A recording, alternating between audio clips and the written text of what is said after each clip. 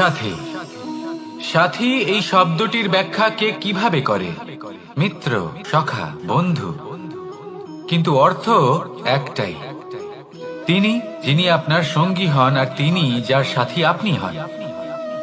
এবার সব থেকে বড় প্রশ্ন হলো এটাই যে তিনি কে হতে পারেন যাকে আপনি আপনার সাথী বলে মেনে নিতে পারেন, নিজের সখা, নিজের মিত্র, নিজের বন্ধু মেনে নিতে পারেন। আপনার সাথী হলেন তিনি যিনি দুঃখের সময় আপনার পাশে থাকবেন, আপনার হাত ধরে থাকবেন।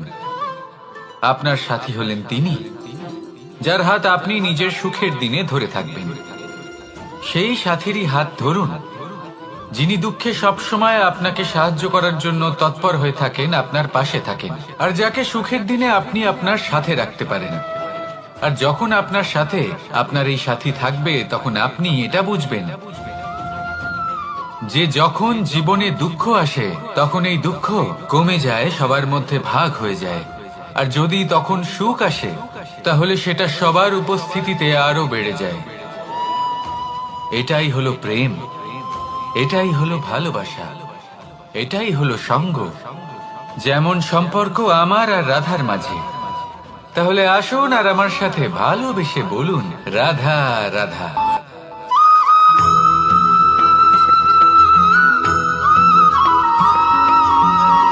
জীবন কিসের উপর নির্ভরশীল? ধনের ওপর? বৈভবের অনুভব যদি আপনি করতে চান তাহলে তা পাবেন শুধু একতার দ্বারা, সংগঠনের দ্বারা। যদি আপনাকে উদাহরণ দিই, নিজের এই হাতটাকে দেখুন, 5টা আঙুল রয়েছে। কোনো একটা বস্তুকে নিজের একটা আঙুল দ্বারা তুলে ধরার চেষ্টা করে দেখুন, বড়ই কষ্ট হবে। তখন আপনি বুঝতে পারবেন যখন এই 5টি আঙুল একত্রিত হয় তখন কোনো কাজ কতটা সহজ হতে পারে। এটাই হলো শক্তি, একতার। সব থেকে ভালো উদাহরণ যদি আপনাকে দিই তাহলে বাঁশি। এই বাঁশি থেকে অত্যন্ত মধুর সুর নির্গত হয় যা সবার মন প্রসন্ন করে দেয়। এই কথা সত্যি। কিন্তু এই বাঁশি আমি একটা বা দুটো আঙুল দিয়ে বাজাতে পারবো না, আমাকে প্রত্যেকটা আঙুল ব্যবহার করতেই হবে।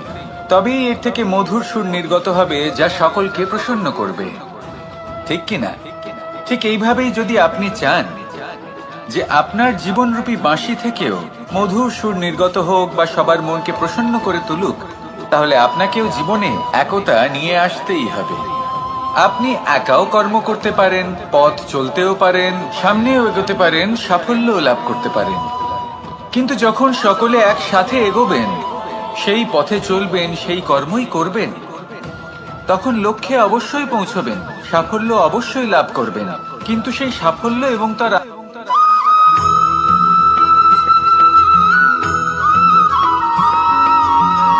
পুরুষার্থ। শাস্ত্রে 4 ধরনের পুরুষার্থের কথা বলা হয়েছে। প্রথম হলো ধর্ম। আপনি কি জানেন এই ধর্ম হলো সেটা যাকে ধারণ করা যেতে পারে। আর ধারণ শুধু সেটাই করা যায় যা পবিত্র। পবিত্র শুধু তাকেই বলা হয় যা নিঃস্বার্থ, যার মধ্যে শাসন করার কোনো ইচ্ছে নেই, যা সরলভাবেই প্রবাহমান, জল এবং বায়ুর মতো। যখন কোনো ব্যক্তি ধর্মকে ধারণ করেন এবং সেই ধর্ম সেই ব্যক্তিকে রক্ষা করে, তখন তাকে ধর্ম বলা হয়।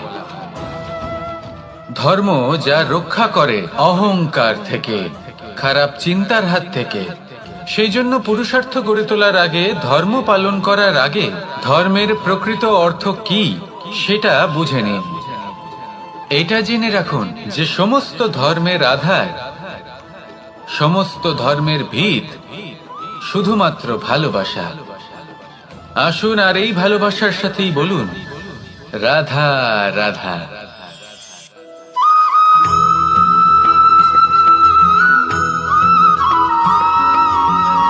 কেউ বলে জীবন খুব ক্ষণস্থায়ী, কেউ বলে জীবন হলো একটা সুন্দর স্বপ্নের মতো, আবার কেউ বলবে জীবন হলো এক কঠোর সত্য। কিন্তু জীবন আসলে কি? জীবন হলো আপনারই প্রতিবিম্ব, একটা দর্পণ। অর্থাৎ আপনি জীবনকে সেইভাবেই পাবেন যেরকম আপনি নিজেকে প্রতিপন্ন করবেন। যদি আপনি দর্পণের দিকে তাকিয়ে হাসেন তাহলে আপনি সামনে হাসি মুখী দেখতে পাবেন। এবার যদি আপনি গম্ভীর হয়ে থাকেন, তাহলে আপনি একজন রুষ্ট ব্যক্তি দেখতে পাবেন। শেষে সবথেকে বেশি গুরুত্বপূর্ণ হলো আপনার চেষ্টা। আপনাকে সবসময় চেষ্টা করতে হবে যাতে আপনি নিজেকে প্রসন্ন এবং ইতিবাচক মনোভাবে রাখেন। এটা হলো আপনারই উত্তরদায়িত্ব, তাকে পালন করুন। এই মনকে প্রসন্ন রাখুন, এই সংসারকে সুন্দর বলে মনে হবে। আর এই মন প্রসন্ন হয়ে বলবে, রাধা রাধা।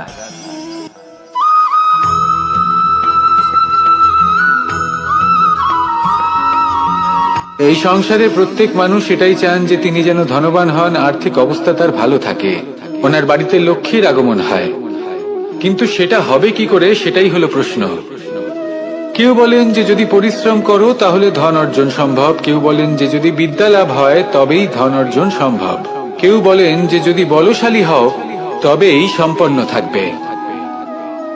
ভালো কথা, যদি তাই হয়ে থাকে, তবে দিনমজুর সারা দিন পরিশ্রম করেন, তিনি কেন ধনী হন না? অনেকজন বিদ্বান মানুষ আছেন এই সংসারে, তারা কেন ধনবান হন না? অনেক সংখ্যক বলশালী ব্যক্তি আছেন, তাদের কাছে ধন নেই কেন? তাদের কেন ধনের অভাব হয়? আবার এমনও কিছু মানুষ আছেন যারা পরিশ্রম করেন, তারা দিনমজুর, কিন্তু তারা ধন অর্জন করতে পারেন। কিছু বিদ্বান ব্যক্তি আছেন যাদের কাছে অধিক মাত্রায় ধন রয়েছে। কয়েকজন বলশালী ব্যক্তি রয়েছেন যাদের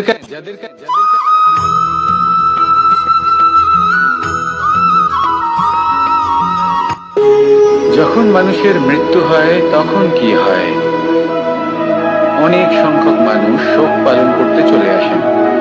যে ব্যক্তি মৃত্যু লাভ করেছেন তার অনেক বস্তু থাকে যেগুলো তার প্রিয়, যেগুলো তিনি ব্যবহার করেছেন। তার শয্যা, তার বস্ত্র, তার আভূষণ সবকিছু তার থেকে বিচ্ছিন্ন করা হয় এবং খালি হাতে তাকে শ্মশানের উদ্দেশ্যে রওনা করা হয়।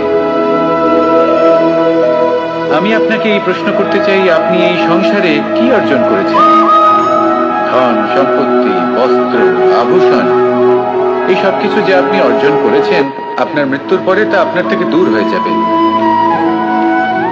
এর উত্তর হলো একটাই, আপনার কর্ম।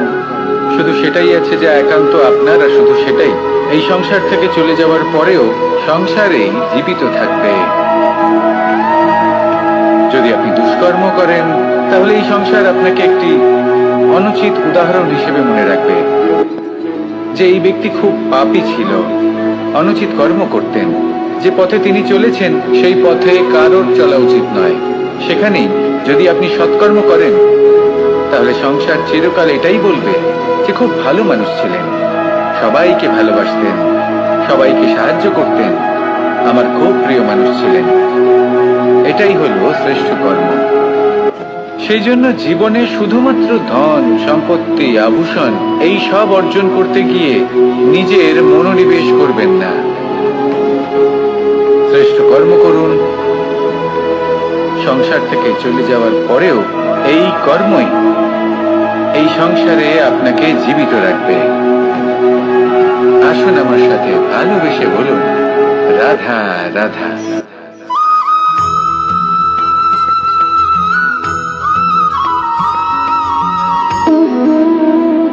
সম্পর্ক হলো আমাদের জীবনের একটি আধার।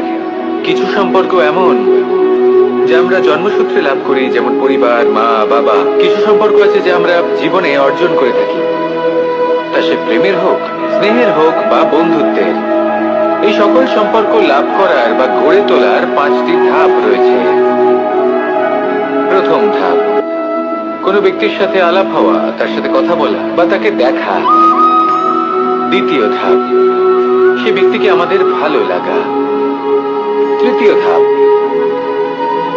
আমাদের এটা চাইতে শুরু করা যে জীবনে এই ব্যক্তি যেন আমাদের বন্ধু হন, আমাদের জীবনে থাকেন, বা আমাদের কাউকে ভালোবেসে ফেলা। আর এটা আমাদের ভাবা বা চাওয়া যে সেই ব্যক্তি যেন আজীবন আমার সাথে থাকেন, আমার জীবনে আমার সাথী হয়ে। চতুর্থ ধাপ, লাভ করা। এবার এই ধাপটি অনেক মানুষের পক্ষেই খুবই সরল হয়, বড়ই সরল ভাবে নিজেদের সঙ্গীকে লাভ করে থাকে। কিছু মানুষের জন্য এই ধাপ অত্যন্ত কঠিন হয়ে থাকে।